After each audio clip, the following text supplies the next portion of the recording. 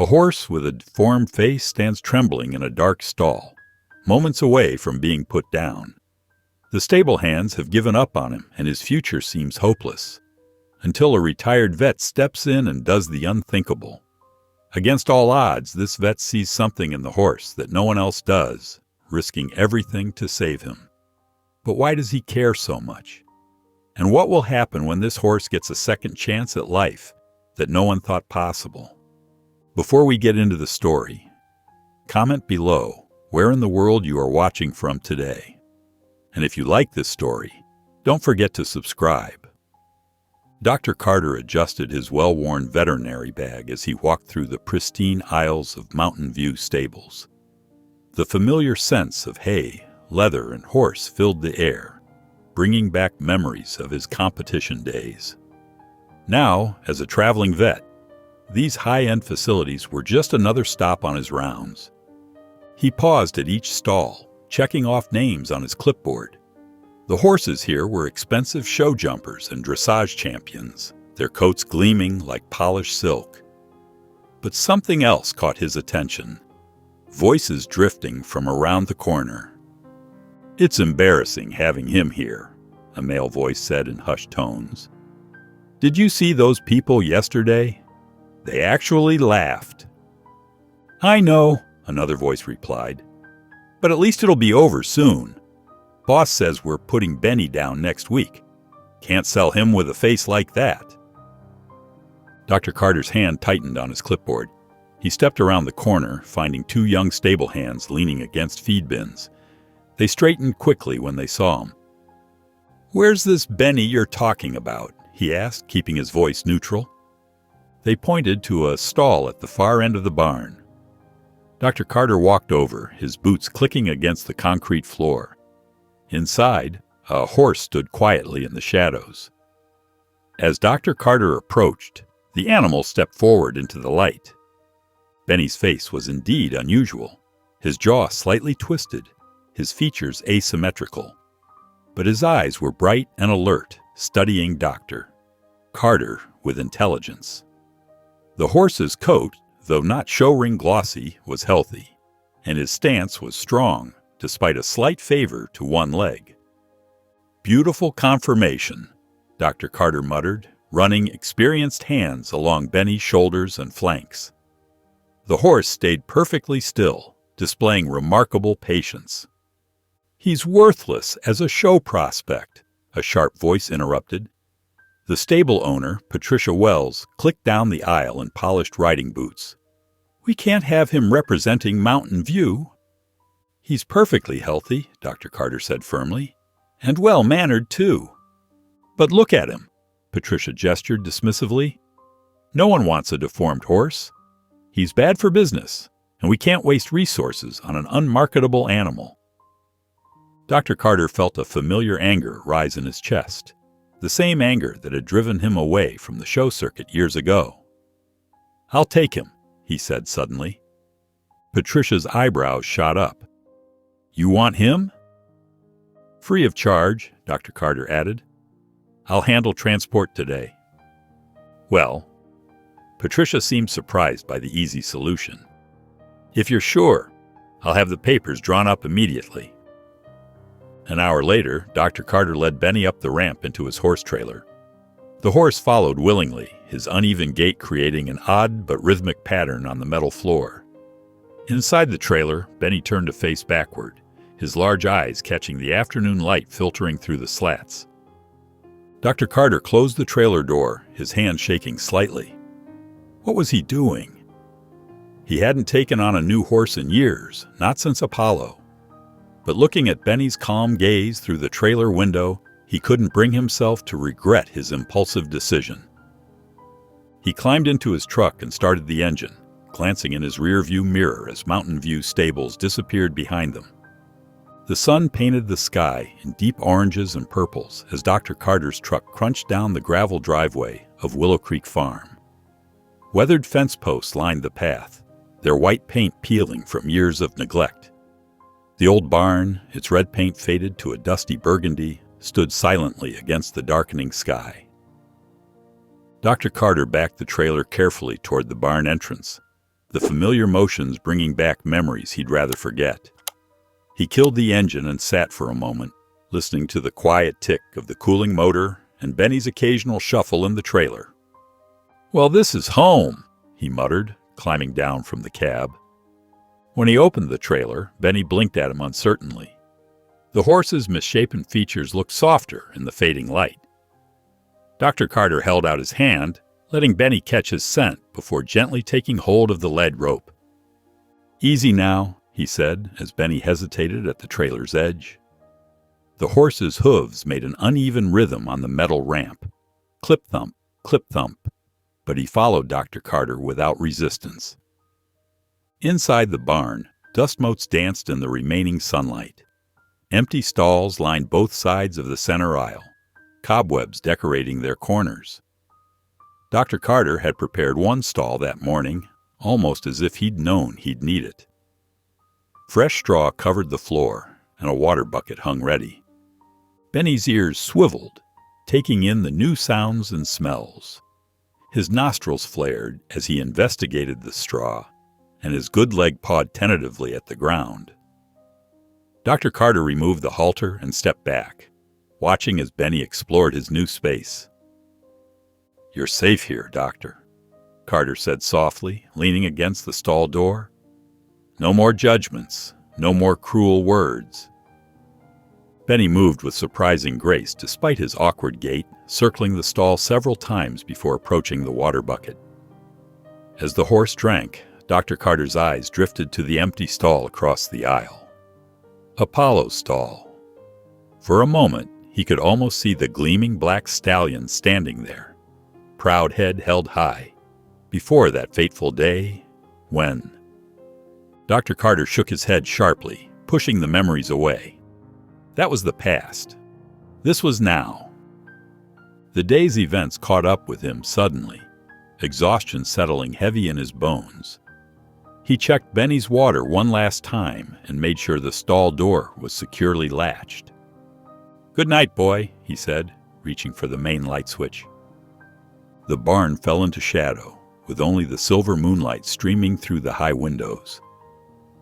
As Dr. Carter walked toward the house, his boots crunching on gravel, he heard Benny's soft whicker behind him. Through the barn window, he could see Benny lowering himself carefully onto the straw, finding a comfortable position in his new home. The horse's breathing grew steady and deep as cricket songs filled the night air, and a distant owl called from the woods. The phone's shrill ring cut through the early morning quiet, startling Dr. Carter as he poured his coffee. He grabbed the receiver, frowning at the familiar number on the display. "Sarah?" he answered, already sensing trouble in his daughter's clipped tone. "Dad, I need a favor." Sarah's voice crackled through the line. "Emma needs to stay with you for the summer.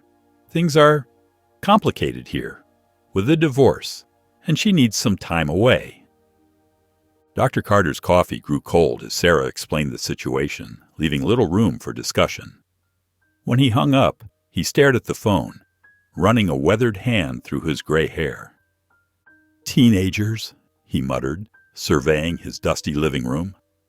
"Just what I need right now." He spent the next few hours in a cleaning frenzy, attacking cobwebs and clearing away months of accumulated clutter from the guest room. The vacuum roared to life for the first time in ages, and fresh sheets snapped in the morning breeze as he made up the bed. Around noon, tires crunched on the gravel driveway. Dr. Carter stepped onto the porch as a taxi pulled up. Emma emerged, her dark hair pulled back in a messy ponytail, dragging a purple suitcase behind her. Her face was set in a hard scowl. "Welcome to Willow Creek," Dr. Carter said, attempting a smile. Emma's response was sharp. "She just wanted to get rid of me. That's what this is about." "Emma, don't pretend you want me here either." She yanked her suitcase up the porch steps. "Mom's too busy with her new life to deal with me, so she ships me off to the middle of nowhere." Dr. Carter kept his voice level. "Your room's upstairs, first door on the right. Breakfast is at 6, lunch at noon, dinner at 6. No wandering off the property without telling me where you're going." Emma rolled her eyes and pushed past him into the house. "Whatever." Later that evening, Emma paced the front yard, holding her phone up like a divining rod. "Come on," she muttered, watching the signal bars fluctuate. Finding no reception, she wandered toward the barn, her phone still raised. The barn door creaked as she pushed it open. Moonlight filtered through the windows, and a soft nickering drew her attention to one of the stalls. She stepped closer, curious, then jerked back when Benny's face emerged from the shadows. "Oh my God!" she gasped, stumbling backward. "What's wrong with it? That thing looks freakish." "That thing is named Benny." Dr. Carter's stern voice came from behind her, making her jump. "And there's nothing wrong with him except for how people treat him." Emma spun around, her face flushing. "It's deformed. Why would you keep something like that?" Dr. Carter's expression hardened. "You'd do well to learn that appearances aren't everything, young lady. Benny has more heart than most people I know." "This whole place is weird," Emma spat, storming past him toward the house. "I hate it here." In his stall, Benny's gentle eyes followed Emma's retreating figure. His ears pricked forward with interest, despite her harsh words.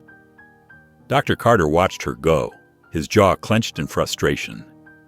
Emma lay sprawled across her bed, mindlessly scrolling through her phone. The weak signal made pages load at a snail's pace, and her Instagram feed kept freezing. With a frustrated groan, she tossed the phone aside and stared at the ceiling. Through her window, she could see Dr. Carter moving around the farm, checking fences and carrying feed bags. He glanced up at her window occasionally, but didn't try to talk to her. The silence in her room felt suffocating. "This is so boring," she muttered, finally swinging her legs off the bed. Outside, the summer air was thick and warm. Emma wandered aimlessly, kicking at loose stones until her feet led her to the barn. The large wooden doors were slightly ajar, and cool shadows beckoned her inside. Emma slipped through the gap, letting her eyes adjust to the dimness.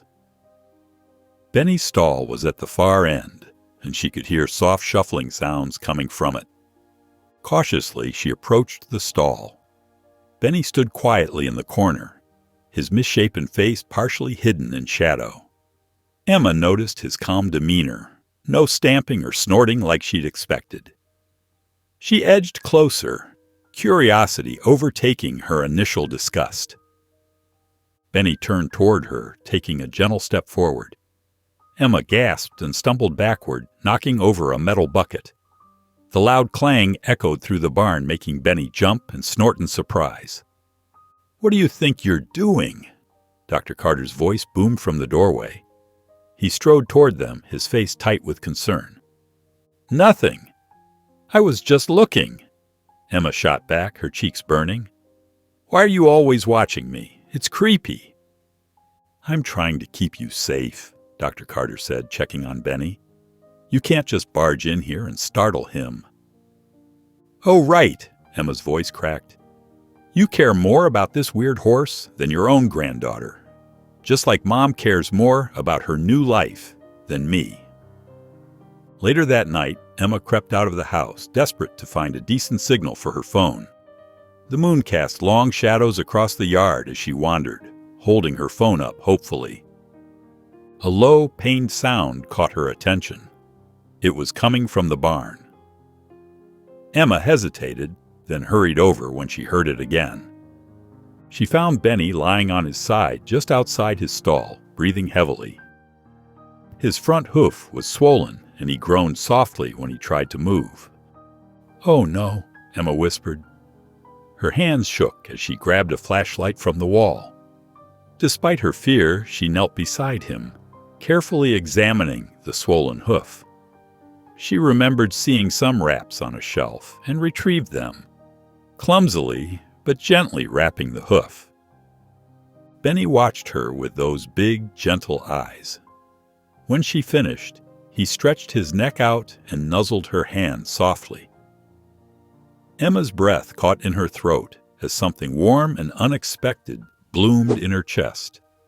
She settled down beside him, her forgotten phone lying in the grass nearby. In the quiet of the night, she watched Benny's breathing steady as he rested, his trust in her making her feel needed for the first time in months. The early morning sun painted golden stripes across the barn floor as Dr. Carter made his way to check on Benny. He stopped short when he saw Emma already there, sitting on an overturned bucket beside the stall. "What are you doing here so early?" he asked, trying to keep the surprise from his voice. Emma jumped slightly, then straightened her shoulders.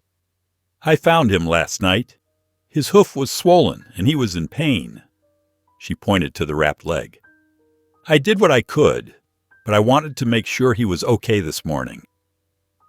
Dr. Carter knelt to examine the bandaging. Though slightly loose, it wasn't bad for a first attempt. "You did this yourself?" "Yeah." Emma shifted uncomfortably. "I know it's probably wrong, but I had to do something." No, Dr. Carter said softly, his usual gruffness fading. "You did good, Emma. Thank you for helping him." He grabbed some supplies from a nearby shelf. "Here, let me show you how to do it properly. We'll need to keep an eye on that hoof for a few days." Emma watched intently as her grandfather demonstrated the correct way to clean and wrap Benny's leg. To his surprise, she began asking questions. "Why did you save him?" she asked, helping to hold the bandage in place. "From that other stable, I mean." Dr. Carter paused, considering his answer. "Because everyone deserves a chance, even if they're different. Those people were going to—" He cleared his throat. "Well, they thought he wasn't worth keeping. Because of how he looks." Emma's voice was quiet. "Yes, but there's so much more to him than that." Emma ran her hand along Benny's neck. "What happened to his face?" "He was born that way. It doesn't hurt him, but it scared people off." Dr. Carter showed her how to secure the bandage. "Sometimes the best souls come in unexpected packages." After Dr. Carter finished his demonstration, he gathered his supplies. "I need to check the fence in the north pasture. Will you be okay here?" Emma nodded, still stroking Benny's neck. Once her grandfather left, Emma moved closer to Benny. "I'm sorry I called you freakish," she whispered, running her fingers through his mane. "That wasn't fair." Benny turned his head toward her, gently nudging her hand. A small smile crept across Emma's face as she stood there in the quiet barn, feeling strangely peaceful for the first time since arriving at the farm.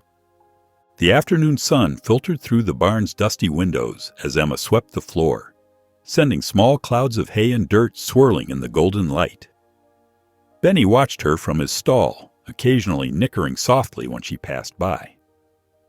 As she moved some old buckets near a shelf, something caught her eye, a leather-bound album wedged between the wall and the shelf's edge. Emma pulled it free, wiping away years of dust with her sleeve. The cover was worn but still elegant, with "Show Memories" embossed in faded gold letters. She settled onto a hay bale and opened it carefully. Her eyes widened at the photographs inside. There was her grandfather, but so much younger, tall and proud in his riding clothes, his face bright with confidence. Beside him, in most pictures, stood a magnificent horse with a gleaming coat and powerful stance. The name Apollo was written beneath several photos in neat handwriting. One photo particularly caught her attention. Dr. Carter and Apollo mid-jump, perfectly synchronized, seeming to float above the ground. The ribbons and trophies visible in other pictures told a story of success she'd never known about. At dinner that evening, Emma pushed her peas around her plate, gathering her courage. "I found an old photo album in the barn today," she said casually, watching her grandfather's reaction. Dr. Carter's fork paused halfway to his mouth. His shoulders tensed slightly. "Did you now?" You were quite the rider, Emma continued. And that horse, Apollo, he was beautiful. That was a long time ago, Dr. Carter said curtly, his voice suddenly gruff. He stood up, taking his half-full plate to the sink. I need to check on Benny before dark. After he left, Emma's curiosity only grew stronger. She went to the study, where stacks of old newspapers filled a cabinet. It took nearly an hour of searching before she found what she was looking for, a yellowed article with a familiar photo of her grandfather and Apollo. The headline read, Championship Dreams End in Tragedy. Emma's heart beat faster as she scanned the article, learning about a devastating accident during a qualifying round that had left Apollo injured and ended her grandfather's competitive career. Later that night, Emma came downstairs for a glass of water and noticed the screen door slightly ajar. Through the window, she saw Dr. Carter sitting alone on the porch steps, his face tilted up toward the star-filled sky. His shoulders seemed heavy with an invisible weight, and the usual straight set of his spine was curved with what looked like exhaustion or sadness, maybe both. Emma's hand rested on the door handle. She wanted to go out there, to ask about Apollo, to understand why he'd never mentioned his past. But something in his solitary pose made her pause. This wasn't the right moment. Some stories needed time before they could be told. She stood in the doorway, watching her grandfather's silhouette against the night sky, realizing there was so much more to him than she'd ever imagined. The summer heat settled over the farm as Emma led Benny toward the pasture gate. She'd spent the past week gaining his trust, and now his large, gentle eyes followed her every movement. Her initial fear of his appearance had faded completely, replaced by genuine affection. "Ready for some exercise, boy?" she asked, unlatching the gate. Benny stepped through cautiously, his hooves testing the sun-warmed grass. Then, as if suddenly realizing his freedom, he picked up speed. Emma watched, fascinated, as Benny moved across the pasture. His gait was different. There was a slight hitch in his step from an old injury, but something about it caught her attention. Despite the awkwardness, his movements had a distinct rhythm, almost like a dance. Each step flowed into the next in an unusual but captivating pattern. Intrigued, Emma remembered seeing some old training manuals in the barn.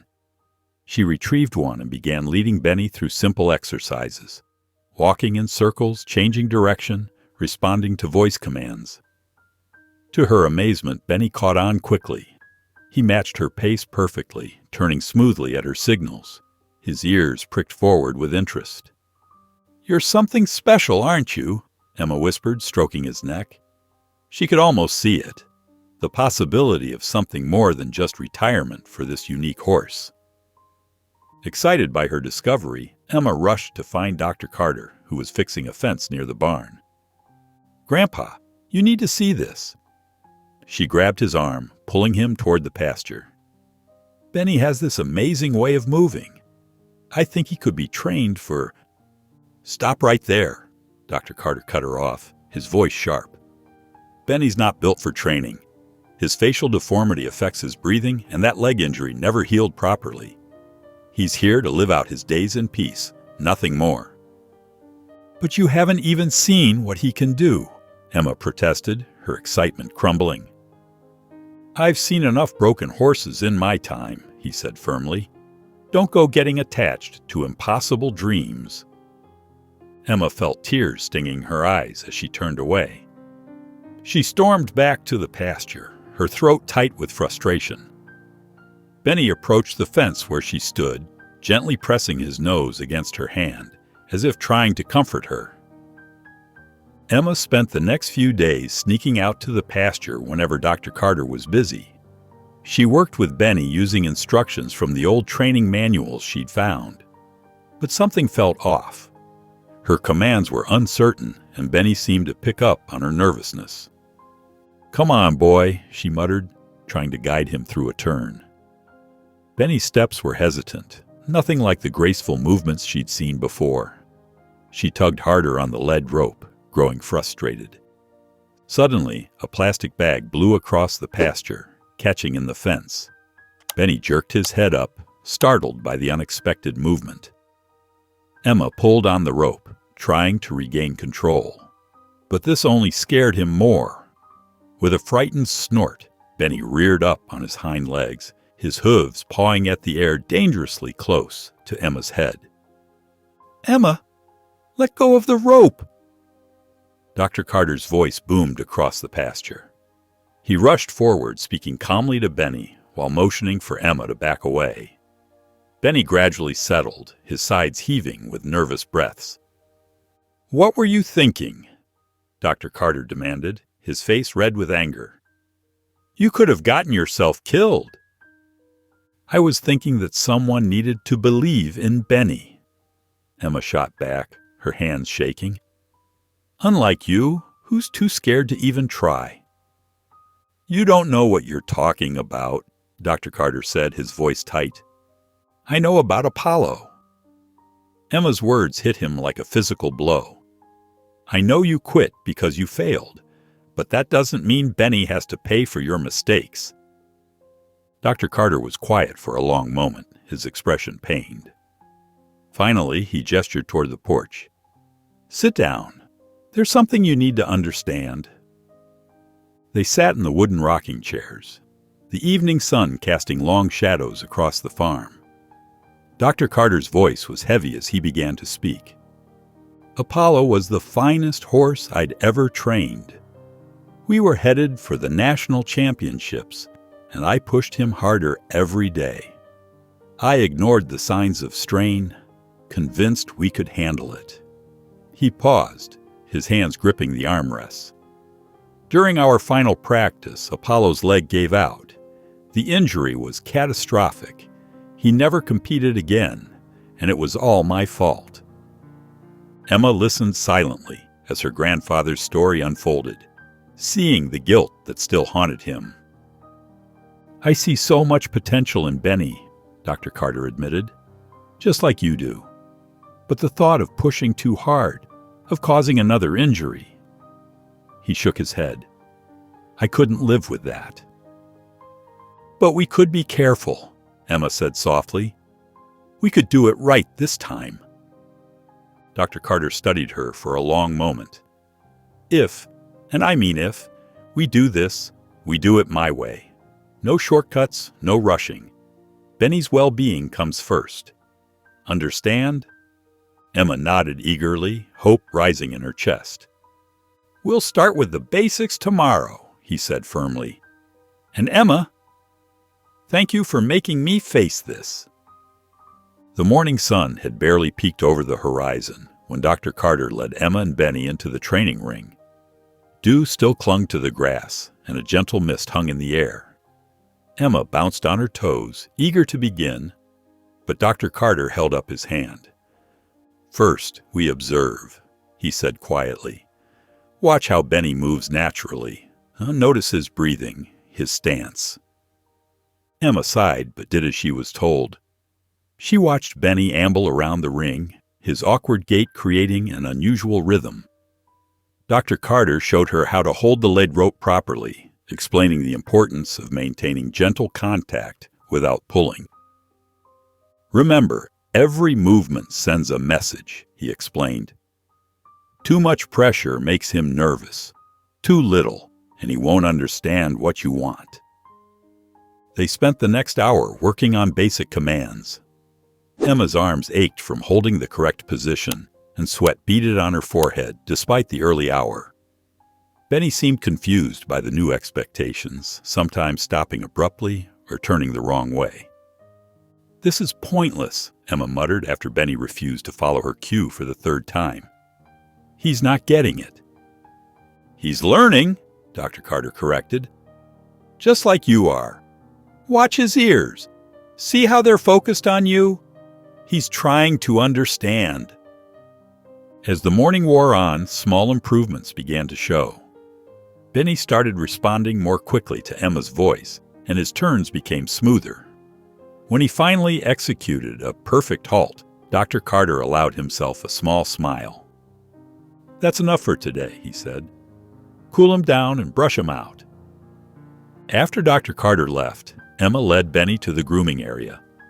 As she ran the brush along his neck, she found herself talking softly to him. "You did good today," she said. "Better than me, probably." She worked out a knot in his mane, her movements gentle. "I bet you know what it's like to feel different. Mom says the divorce isn't my fault, but sometimes I wonder if that's true." Benny turned his head, his warm breath tickling her shoulder as he nudged her gently. Emma wrapped her arms around his neck, breathing in his familiar horsey smell. "At least I'm not alone anymore," she whispered, and Benny's ears twitched forward, as if in agreement. The pickup truck bounced along the dusty road as Dr. Carter and Emma headed to the neighboring farm. Emma watched the countryside roll by, her mind still on that morning's training session with Benny. "Old Joe Henderson's got most of what we need," Dr. Carter said, turning onto a gravel driveway. "Feed, new brushes, that special liniment for Benny's leg." As they pulled up to the weathered barn, Emma noticed several horses grazing in the nearby pasture. One in particular caught her eye, a dappled gray mare with gentle eyes and a flowing mane streaked with white. "That's Rosie," Dr. Carter mentioned, following Emma's gaze. "Been here longer than most. Used to be quite the trail horse in her day." Emma watched as Rosie ambled over to the fence, her movements slow but graceful. The mare's eyes were soft and kind, and she stretched her neck out to sniff Emma's extended hand. "She's so gentle," Emma said, stroking Rosie's velvety nose. Dr. Carter nodded thoughtfully. "You know, Benny might benefit from having a calm companion like her. Sometimes a steady friend can make all the difference." After loading their supplies, Dr. Carter spoke with Joe for a while. Emma overheard bits of their conversation, something about boarding fees and pasture space. Before she knew it, Rosie was being led into their trailer. Back at the farm, they introduced the horses carefully. Benny pressed himself against the back of his stall when Rosie first arrived, his ears pinned back uncertainly. But Rosie remained peaceful, quietly munching on hay in the adjacent stall. Over the next few days, Emma watched their relationship develop. In the pasture, Rosie would graze near Benny, never pushing, just offering quiet company. Gradually, Benny began to relax around her. By the third day, they were sharing the same patch of shade under the old oak tree. During training, Emma noticed the difference in Benny's demeanor. He seemed more focused, less likely to spook at sudden movements. When Rosie stood at the fence watching their sessions, Benny held his head higher, as if proud to show off his progress. That evening, Emma found Dr. Carter on the porch, watching the two horses in the pasture. Benny and Rosie stood close together, their tails swishing in unison against the flies. "Thank you," Emma said, leaning against the railing, "for bringing Rosie here. She's been really good for Benny." Dr. Carter nodded, his eyes still on the horses. "Even the strongest among us need someone to lean on sometimes," he said quietly. In the pasture, Rosie and Benny stood side by side, their silhouettes merging as the sun painted the sky in shades of pink and gold. The morning of the equestrian fair dawned bright and clear, with a gentle breeze rustling through the trees. Emma had spent hours getting Benny ready, meticulously brushing his coat until it gleamed like polished copper and carefully braiding his mane into neat, even plaits. She'd even added small blue ribbons that matched his halter, wanting him to look his absolute best. "Are you absolutely sure about this?" Dr. Carter asked, helping her load Benny into the trailer. His forehead creased with worry as he double-checked the trailer's padding. "It's going to be a lot for him to take in all at once." "He needs to get used to crowds sometime," Emma insisted, adjusting Benny's protective leg wraps. We'll just walk around, let him see new things. No pressure. Besides, he's been doing so well at home." Dr. Carter sighed, running a hand through his gray hair. "All right, but stay alert. If he shows any signs of stress, you bring him straight back to the trailer. No exceptions." The fairgrounds buzzed with activity when they arrived, the morning sun casting long shadows across the packed dirt paths. Horses neighed from temporary stalls, and the air smelled of hay and cotton candy, mixed with the earthy scent of animals and warm leather. Emma led Benny carefully through the grounds, speaking to him softly and continuously. He stayed close to her side, his ears swiveling to catch the unfamiliar sounds, his good eye watching everything intently. Several people stopped to look at them as they passed. Some smiled encouragingly, while others whispered and pointed at Benny's misshapen face. Emma kept her chin up, focusing on Benny's calm behavior and remembering all their practice sessions at home. "Look at that ugly horse," a young voice suddenly called out. A group of kids had gathered nearby, pointing and laughing, their cruel words carrying clearly across the morning air. "What's wrong with its face?" Benny's ears flattened against his head, and his muscles tensed under Emma's hand. She could feel his whole body beginning to tremble. "It looks like a monster!" another kid shouted, making grotesque faces and encouraging others to join in. Benny reared back, his eyes wide with fear, nostrils flaring. Emma tried to hold him steady, but he backed away frantically, crashing into a wooden fence. The rails splintered with a loud crack that seemed to echo across the fairgrounds. People scattered, shouting in alarm, which only frightened Benny more. "Whoa, boy! Easy!" Emma's heart raced as she grabbed Benny's lead rope with both hands. She stroked his neck with trembling hands, whispering soothing words until his breathing steadied and his trembling subsided. A small crowd had gathered at a safe distance, watching them with mixed expressions of concern and curiosity. The drive home was silent, broken only by the steady rhythm of the trailer wheels on the road. Emma's cheeks burned with shame as she replayed the incident in her mind, remembering every horrible detail. When they arrived at the farm, she couldn't meet Dr. Carter's eyes as they went about their usual post-trip routine. "I'm sorry," she mumbled, helping to unload Benny, who seemed relieved to be back in familiar surroundings. "You were right. I shouldn't have pushed him. I messed everything up." Dr. Carter placed a gentle hand on her shoulder, his touch steady and reassuring. "You know, Apollo once knocked down an entire judge's stand at a competition, spooked at a paper bag blowing in the wind, sent 3 judges diving for cover, and cost me a championship title." Emma looked up, surprised to hear this confession about his famous horse. "Really?" "Really. Setbacks happen, Emma. They're part of the journey. What matters is how we learn from them and move forward." Emma wrapped her arms around Benny's neck, breathing in his familiar scent of sweet hay and warm horse. "I'm going to work harder," she promised, both to Benny and herself. "We'll take it slower, build his confidence the right way. No more shortcuts." The morning sun cast long shadows across the farmyard when an unfamiliar car pulled up the gravel driveway. Emma was in the paddock with Benny, working on their usual exercises, when she noticed the elegant woman stepping out of the vehicle. "Hello there," the woman called out, walking toward them with confident strides. "I'm Mary Ann Thompson. I was judging at the fair the other day and couldn't help but notice this remarkable fellow." Emma tensed, remembering the disaster at the fair, but Mary Ann's warm smile put her at ease. Dr. Carter emerged from the barn, wiping his hands on a cloth as he approached. "Your horse has quite an interesting way of moving," Mary Ann continued, studying Benny with keen eyes. "I've been judging dressage competitions for 20 years, and I've never seen anything quite like it."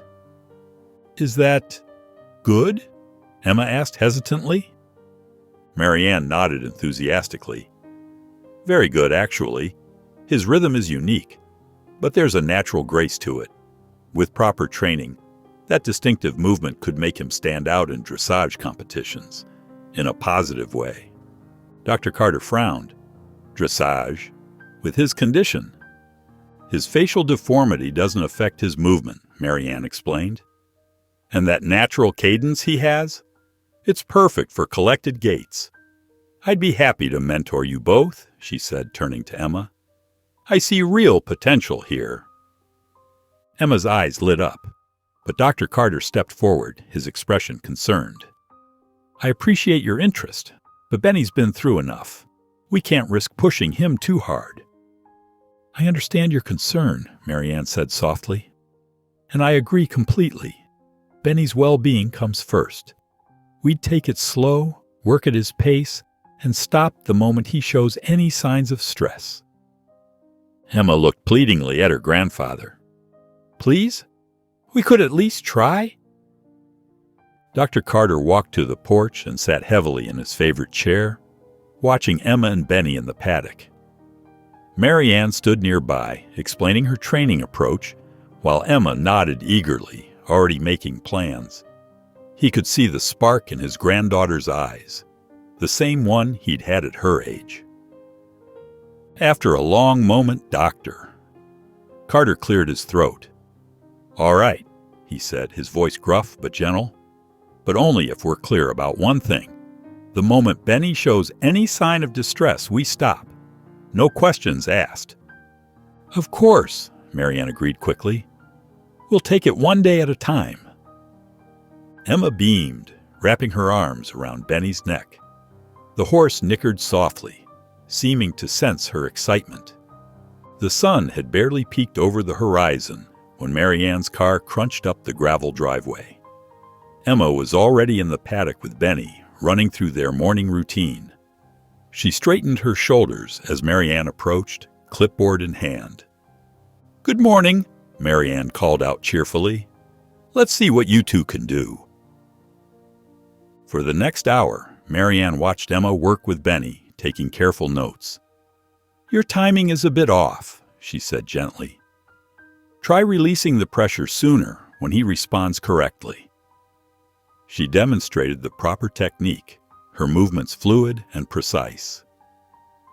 Remember, Emma, dressage is like a dance. You're partners, not commander and soldier. Feel his rhythm and work with it. Emma nodded, trying to copy Marianne's movements, but everything felt stiff and awkward. Benny sensed her tension and began tossing his head, refusing to maintain a steady pace. He's not getting it, Emma said, frustration creeping into her voice. Take a deep breath, Marianne advised. Horses mirror our emotions. If you're tense, he'll be tense too. They tried a new exercise, but Benny kept breaking his gait. Emma's shoulders slumped as he refused to cooperate for the third time. Even Marianne's encouraging words couldn't hide the fact that they were struggling. Let's take a break, Marianne suggested when Benny started pawing at the ground. It's normal to have difficult days. Even Olympic horses have their off moments. Emma led Benny to the water trough, patting his neck as he drank. I thought we were doing better than this, she admitted. You are, Marianne assured her. Learning proper technique takes time. Don't forget to celebrate the small wins, like how quickly he's learned to trust your lead. That evening, after Marianne had left, Emma returned to the paddock. The setting sun painted everything in soft golden light as she worked with Benny on simple ground exercises they'd learned earlier. To her surprise, Benny transitioned smoothly from walk to trot, maintaining the steady rhythm they'd been struggling with all day. His movements were fluid and graceful, just as Marianne had described. Good boy, Emma exclaimed, her face breaking into a wide smile. Later, sitting on her bed, Emma opened a new notebook. She wrote at the top of the first page, Goals for Benny, and began listing small, achievable steps toward their bigger dreams. As she wrote, she could hear Benny's soft nickering from the paddock below her window. The local tack shop's parking lot buzzed with activity as Emma and Dr. Carter unloaded supplies from their truck. The annual equestrian equipment sale drew riders and trainers from all over the county, creating a festive atmosphere despite the summer heat. Emma's smile faded when she spotted a familiar face. Mr. Winslow, dressed in an expensive riding jacket despite the weather, stood near the entrance. His eyes narrowed as he recognized Benny in their trailer. "Well, if it isn't the charity case," Winslow called out, his voice dripping with contempt. "Still wasting time on that reject, Carter?" Dr. Carter's jaw tightened, but he kept his voice steady. "Benny's doing just fine, Winslow. Better than fine, actually." "Please," Winslow scoffed, loud enough for nearby shoppers to hear. "That horse should have been put down months ago. Parading him around like this. It's almost cruel." Emma's cheeks burned as she noticed people starting to stare. She busied herself checking Benny's water bucket, trying to block out Winslow's words. Later, while searching for new riding boots, Emma overheard whispers from behind a rack of show jackets. "That's the girl with the deformed horse," someone muttered. "Winslow says they're just using it for attention. Says her grandfather's lost his mind." Poor thing probably belongs in a pasture, not being forced to train. Emma's hands trembled as she put the boots back. Tears pricked at her eyes as she hurried outside, the whispers following her like shadows. Back at the farm, Emma sat on a hay bale, her shoulders shaking. "Maybe they're right," she said as Dr. Carter approached. "Maybe we're being selfish, pushing Benny like this." Dr. Carter settled beside her with a heavy sigh. "Let me tell you something about critics," he said, his voice gentle. "When I first started competing, people said I didn't have the right background, the right connections, said I was wasting my time." He paused, watching Benny graze peacefully in the paddock. "But you know what I learned? The loudest critics are usually the ones most afraid of change. They're so focused on how things have always been done, they can't see new possibilities." Emma wiped her eyes. "But what if we're wrong? What if we're pushing him too hard?" "Look at him, Emma," Dr. Carter said, gesturing to Benny, who had lifted his head to watch them. "Does he look unhappy to you? Does he look like he's suffering?" Emma shook her head slowly. "Then don't let Winslow or anyone else tell you what Benny can or can't do. They don't see what we see." That evening, Emma stood in Benny's stall, running a brush along his neck in slow, steady strokes. "We'll show them," she whispered, more to herself than to Benny. "We'll show them all what you can do." The morning sun cast long shadows across the training arena as Marianne demonstrated the new exercise.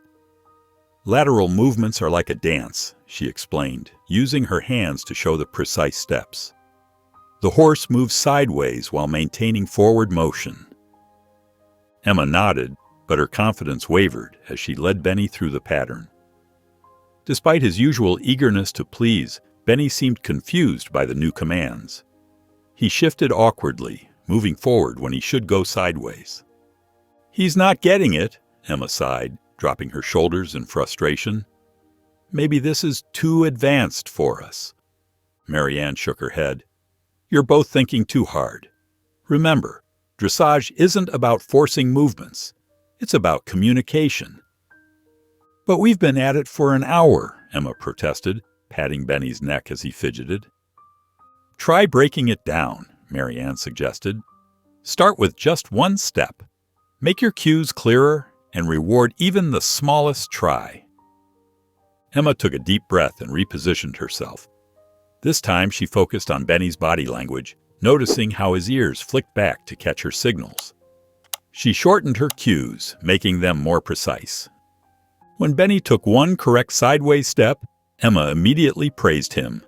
His ears perked up at her excitement, and his next attempt was better. Step by step, they built on each small success. "There you go," Marianne called out as Benny finally completed the entire pattern. "See what happens when you work together?" Emma beamed, scratching Benny's favorite spot behind his ears. From the fence line, Dr. Carter watched quietly, a slight smile playing at the corners of his mouth as he gave an approving nod.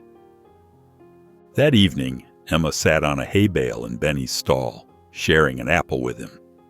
The barn was peaceful, filled with the soft sounds of horses settling in for the night. As Benny's velvet nose brushed her palm, searching for apple pieces, Emma felt a surge of pride and connection. She thought about how far they'd come together, and for the first time, she allowed herself to imagine standing with him in a competition ring. The early morning light filtered through the barn windows as Emma made her way to Benny's stall. Her footsteps echoed on the wooden floor, but something felt wrong. Her heart skipped a beat when she noticed Benny's stall door slightly ajar. "Benny?" she called out, rushing forward. The horse stood in his stall, seemingly unharmed, but Emma's trained eye caught the scattered feed on the ground. It looked different, darker and oddly textured. Her hands trembled as she examined the feed bucket more closely. Dr. Carter arrived moments later, responding to Emma's urgent call. His face darkened as he inspected the scene. "Don't touch anything else," he warned, carefully collecting samples of the suspicious feed. "This has Winslow written all over it." Throughout the day, Emma couldn't shake her unease. Every creak of the barn made her jump, and she found herself checking on Benny repeatedly. During their training session, she kept glancing over her shoulder, expecting to see someone lurking in the shadows. "You can't train properly if you're this distracted," Marianne observed during their afternoon lesson. "Have you considered installing security cameras?" Emma nodded gratefully at the suggestion, but her worries extended beyond the farm's security. At a local feed store, she overheard whispers about Benny. "That deformed horse," someone said. "Winslow says they're making a mockery of dressage." That evening, sitting at her desk, Emma stared at her phone. Dozens of photos and videos of Benny filled her camera roll. Moments of him mastering new movements, his graceful if unusual gait, the gentle way he interacted with Rosie. Making a decision, she selected the best clips and began editing. "If people want to talk about Benny," she muttered, "let's give them something worth talking about." Her first post showed Benny performing a perfect lateral movement, his unique rhythm actually enhancing the fluidity of his steps. She added a simple caption, "Beauty comes in all forms. Meet Benny." The response was immediate. While some comments echoed Winslow's criticism, many more expressed admiration. "Such grace," wrote one viewer. "This horse proves that different can be beautiful," commented another. Each day, Emma posted new videos of their progress. She showed the quiet moments too, Benny's gentle personality, his friendship with Rosie, his determined spirit during training. The following grew steadily, and soon people were sharing their own stories of overcoming prejudice and finding strength in uniqueness. As Emma scrolled through the supportive messages one evening, she realized something important. While Winslow and his supporters would always find fault, Benny's story was touching people in ways she hadn't expected. His journey wasn't just about proving critics wrong. It was about inspiring others to see past surface judgments and recognize the beauty in being different. The letter arrived on a sunny Tuesday morning, its official letterhead catching Emma's eye as she sorted through the mail. Her heart raced as she read the invitation to participate in the upcoming regional dressage competition. "This is exactly what we've been working toward," Marianne said, reviewing the details. Her eyes sparkled with excitement as she turned to Emma. "Benny's ready. His unconventional gait could actually work in our favor. The judges appreciate unique interpretations when executed properly." Dr. Carter stood at the barn entrance, his expression guarded. "Competition is different from training," he warned, crossing his arms. "The pressure, the crowds, the expectations. It can overwhelm even the most experienced horses." Emma clutched the invitation tighter. "But Grandpa, think about how far Benny's come. Remember when he first arrived? He was scared of his own shadow. Now look at him." She gestured toward the paddock where Benny grazed contentedly beside Rosie. "Emma's right," Marianne added. "The videos have already sparked interest in the dressage community. Imagine what seeing him perform in person could do. He could inspire so many people." Dr. Carter's expression softened slightly, but worry still creased his forehead. "I've seen too many good horses push too hard, too fast. Apollo dash." "This isn't Apollo," Emma interrupted gently. "And I'm not asking Benny to be a champion. I just want to show people what he can do." She stepped closer to her grandfather. "You taught me to listen to him, to watch for signs of stress. I promise I'll pull out if it gets too much for him." Dr. Carter was quiet for a long moment, studying Benny in the distance. Finally, he sighed. "All right," he said. "But the minute, the second, you sense something's wrong, you withdraw. No questions asked." "Deal," Emma agreed quickly, hugging him tight. That evening, Emma sat on a hay bale in Benny's stall, the invitation still in her hands. Benny stood nearby, occasionally nibbling at his hay net. "Big news today, boy," she said softly, reaching out to stroke his neck. "We're going to show everyone just how special you are." She talked quietly about the competition, describing the arena and the movements they'd perform. "I don't care if we win," she continued, her voice gentle. "You've already proved everyone wrong just by being you." Benny lifted his head from his hay, his ears pricked forward as she spoke. He stepped closer, extending his nose toward her. Emma smiled, scratching his favorite spot under his forelock. "We're going to do this together, okay? Just like always." Benny responded by nudging her shoulder with his muzzle, his warm breath tickling her neck. The morning sun had barely cleared the horizon when Emma noticed something was wrong. During their warm-up, Benny's usual eager response to her cues was missing.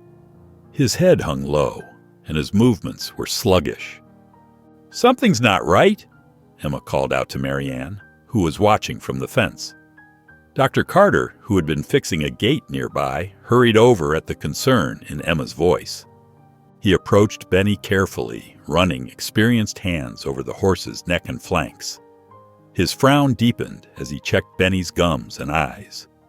His pulse is elevated, and he's showing signs of digestive distress. He moved to examine Benny's feed bucket, sniffing it carefully. "This smells off." "Sabotage?" Marianne's voice was sharp with anger. "We need to report this immediately. Someone could have poisoned him."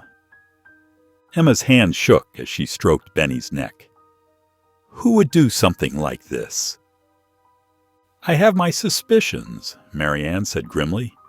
"With the competition coming up, some people might be feeling threatened." Dr. Carter was already heading toward the house. "I'm calling the competition organizers.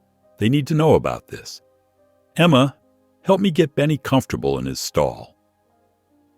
As they settled Benny in with fresh water and clean bedding, Emma couldn't stop the tears from falling. "Maybe we shouldn't compete. It's not worth risking his life." Marianne placed a gentle hand on Emma's shoulder. "That's exactly what they want. To frighten you into withdrawing. Don't let them win." She squeezed Emma's shoulder. "Focus on getting Benny well. We'll handle everything else." Emma spent the day by Benny's side while Dr. Carter administered treatments and monitored his condition. Her stomach churned with worry every time Benny shifted uncomfortably or groaned softly.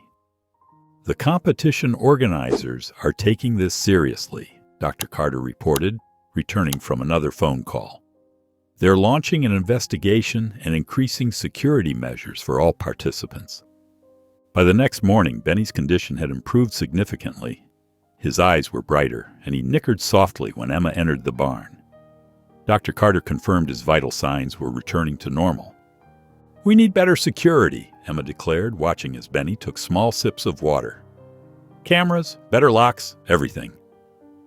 Already ordered them, Dr. Carter said, holding up a package that had just arrived. We'll install them today. As Emma helped mount the cameras around the barn, she felt her fear transforming into determination. She wouldn't let anyone hurt Benny again. Looking at him standing in his stall, recovering his strength, she knew they had to continue their journey together. "We're not backing down," she whispered to Benny, rubbing his forehead. "I'll protect you, I promise." The preliminary event buzzed with activity as Emma led Benny through the crowded grounds. People stopped and stared, some pointing and whispering, others approaching with genuine interest. Benny's facial deformity drew attention, but it was his fluid, unusual gait during warm-up that really got people talking. "Look at how he moves," one spectator said. "It's different, but there's something beautiful about it." Not everyone shared this view. Mr. Winslow stood by the practice ring, his face twisted in disgust. "This is what our sport has come to," he said loudly to a group of fellow trainers. "Letting any broken-down nag compete?" Emma's hands trembled on Benny's lead rope, but she kept her head high. Mary Ann had taught her to focus on Benny's needs, not others' opinions. She concentrated on their warm-up routine, and Benny responded beautifully to each cue. Just before their scheduled performance time, a competition official approached Emma with a stern expression. "Miss Carter, we've received a formal protest regarding your horse's eligibility." Mr. Winslow stepped forward, a smug smile on his face. "That horse's physical condition creates an unnatural movement pattern. It's an unfair advantage, masked as a disability." The head judge called for an immediate inspection. Emma's heart pounded as veterinarians began examining Benny. She watched them prod and measure, discussing his gait in technical terms she didn't fully understand. Dr. Carter, who had been watching from the sidelines, stepped forward. His voice carried across the practice area with authority earned from decades of experience. "That horse's so-called deformity doesn't give him any advantage," he declared, facing the judges. "What you're seeing is the result of dedicated training and natural talent. Benny's facial structure has nothing to do with his movement." He pulled out documentation from his pocket. "I have his complete medical history here, including assessments from 3 independent veterinarians. His condition is cosmetic only. It doesn't enhance or inhibit his physical capabilities." The judges huddled together, reviewing the documents and discussing in low voices. Emma held her breath, one hand resting on Benny's neck. Finally, the head judge turned to address them. "We find no evidence that the horse's condition provides any competitive advantage," she announced. "He will be allowed to compete." She fixed Emma with a stern look. "However, be advised that any further concerns raised about his eligibility could result in disqualification." Emma nodded, relief flooding through her. As she led Benny back to the warm-up area to prepare for their final round, her hands shook with nervous energy. She could feel the weight of everyone's stares, the pressure of having to prove they belonged here. "Just you and me, boy," she whispered, running a brush over his coat. "We'll show them what you can do." The morning sun had barely peeked over the horizon when Emma began preparing Benny for the competition. Her fingers worked methodically through his mane, weaving neat braids while she spoke to him in hushed tones. "We've come so far together," she murmured, smoothing down a section of his coarse hair. "No matter what happens today, you're already a winner to me." Benny stood quietly, occasionally turning his head to nuzzle her shoulder. Despite his facial deformity, Emma saw only beauty in his gentle eyes and patient demeanor. Dr. Carter appeared at the barn entrance, his usual stern expression softened by something Emma rarely saw: pride. He approached them slowly, checking Benny's tack one final time. "You've done good work with him, Emma," he said, his voice gruff but warm. "Just remember everything Mary Ann taught you and trust your instincts." He placed a weathered hand on her shoulder. "You're ready." At the competition grounds, Emma guided Benny into the arena. The massive space fell silent as they took their position at center stage. Hundreds of eyes watched them, some curious, some skeptical, some hopeful. As the music began, Benny moved with surprising grace. His unique gait, once mocked, now created a mesmerizing rhythm that matched perfectly with their chosen music. Emma felt their months of training coming together beautifully, each transition smooth and precise. Halfway through their routine, a harsh voice cut through the quiet. "Get that freak out of here!" Benny's ears flattened, and he stumbled slightly, breaking his rhythm. Emma's heart raced, but she remembered Mary Ann's words. "Focus on your connection with him. Nothing else matters." She took a deep breath and leaned forward, running her hand along Benny's neck. "It's just us," she whispered, just as she had done countless times during their training sessions. "We've got this." Benny's ears pricked forward again, responding to her touch and voice. They recovered their rhythm, moving as one through the remainder of their routine. Emma felt tears in her eyes as they completed their final movement, ending exactly where they had begun at center stage. For a moment, complete silence filled the arena. Then, like a wave, applause erupted from the crowd. Emma slid from the saddle and threw her arms around Benny's neck, burying her face in his mane. "You're amazing," she whispered, her voice thick with emotion. "Simply amazing." As they made their way toward the exit, the announcer's voice echoed through the arena. "Results will be announced shortly. Please remain seated." Emma didn't care about the results anymore. The way Benny had overcome his fear and finished strong, that was worth more than any ribbon or score could ever be. Emma stood by Benny's side in the warm-up area, her fingers absently stroking his neck as they waited for the results. Around them, the crowd's chatter created a steady buzz of mixed opinions. "Did you see how that horse moved? It was like nothing I've ever seen before," one spectator said.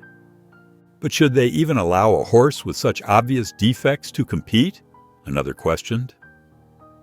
Dr. Carter placed a steady hand on Emma's shoulder.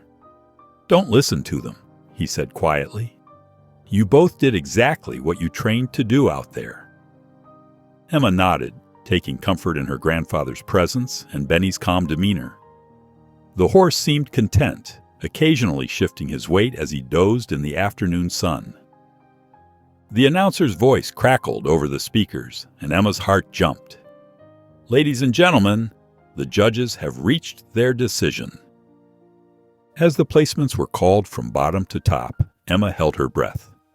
When they reached the top three without calling her name, she felt a small pang of disappointment, but quickly pushed it aside.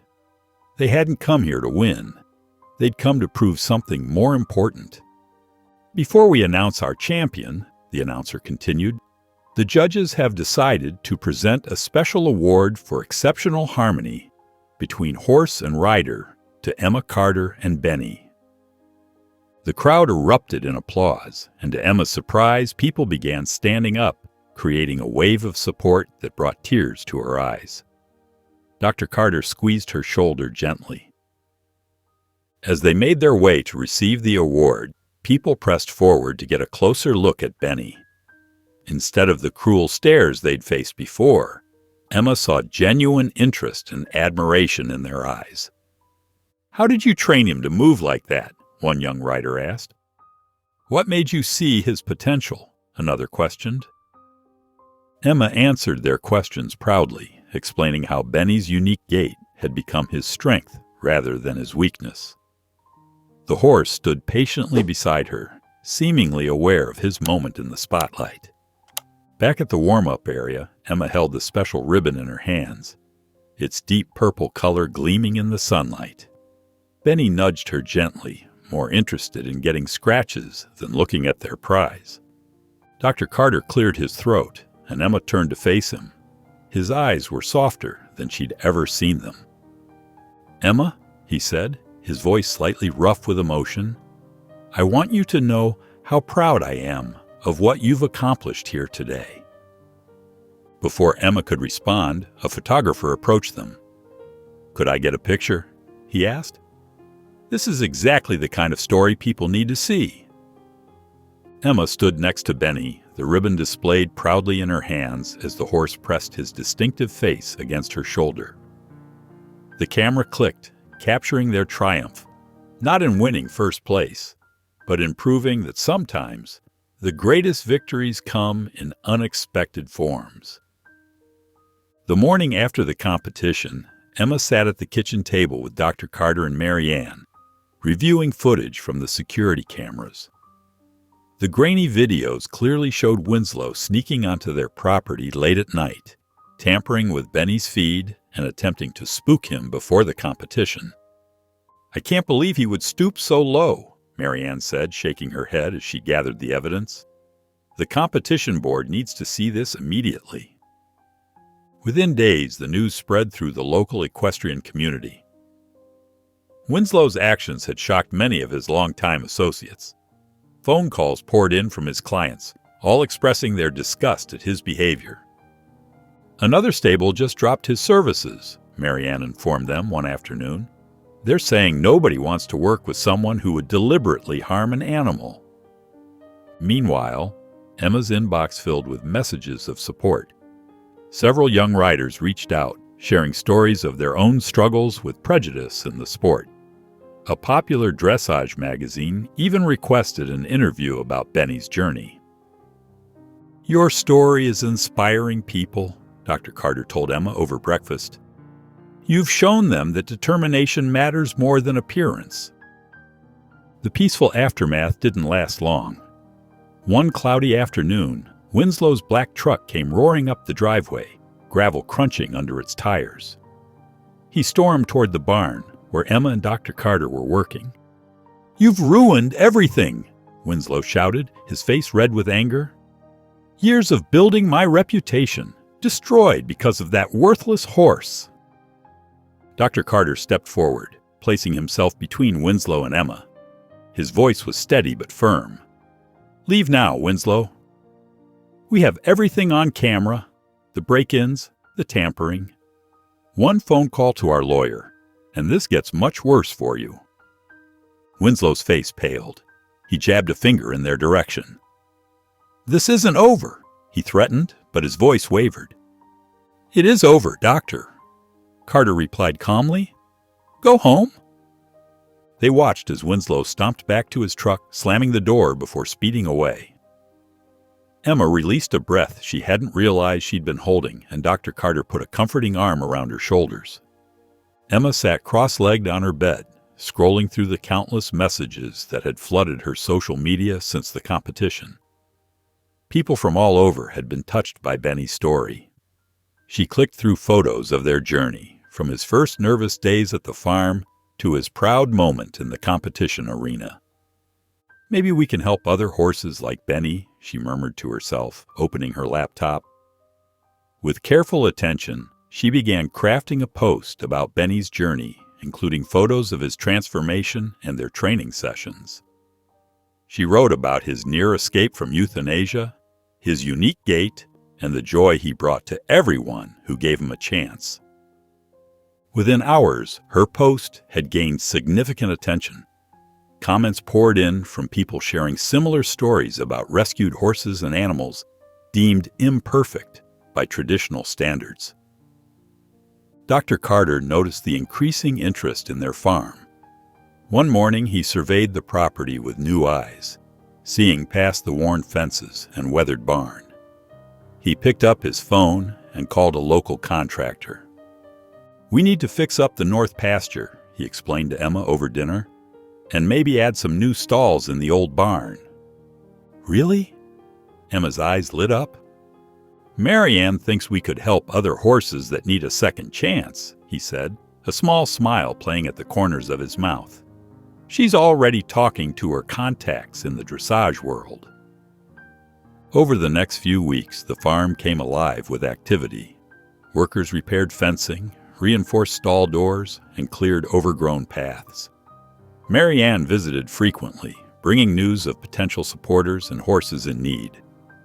"There's a whole network of people willing to help," she explained, watching the construction. "They just needed someone to take the first step." One evening, as the sun painted the sky in shades of orange and pink, Emma and Dr. Carter stood by the fence, watching Benny and Rosie grazing together in the pasture. Benny's coat gleamed in the fading light, his movements confident and peaceful. Dr. Carter cleared his throat. "You know, Emma, when you first came here, I wasn't sure about any of this." He gestured toward the renovated barn. "But you showed me something important, that sometimes the things we think are broken just need someone to believe in them." Emma leaned against her grandfather's shoulder, feeling the warmth of his words. Without hesitation, she wrapped her arms around him in a tight hug. For the first time since arriving at the farm, they felt like true partners, ready to face whatever challenges lay ahead together. The autumn breeze rustled through the trees as a news van pulled up to the farm's freshly graveled driveway.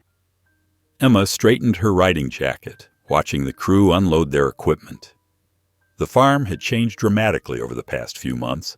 New fencing gleamed in the morning sun, and the barn's fresh paint gave it a welcoming appearance. "Ready?" Dr. Carter asked, standing beside her. Emma nodded, leading the news crew to Benny's stall.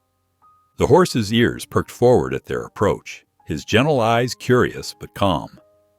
Benny was scheduled to be euthanized because of his facial deformity, Emma explained to the reporter, her voice steady and confident. "But my grandfather saw something special in him." The cameras rolled as Emma demonstrated Benny's unique gait in the training ring. She explained how his different way of moving had become an advantage in dressage, drawing amazed comments from the crew. "It's not about being perfect," she said, patting Benny's neck. "It's about finding your own way to shine." When the segment aired the following week, the response was overwhelming. The farm's phone rang constantly, with calls from people wanting to visit. Families arrived daily, drawn by Benny's story of triumph over adversity. One Saturday morning, a young girl in a wheelchair visited with her parents. Her eyes lit up when she saw Benny approach the fence, completely unafraid of her different appearance.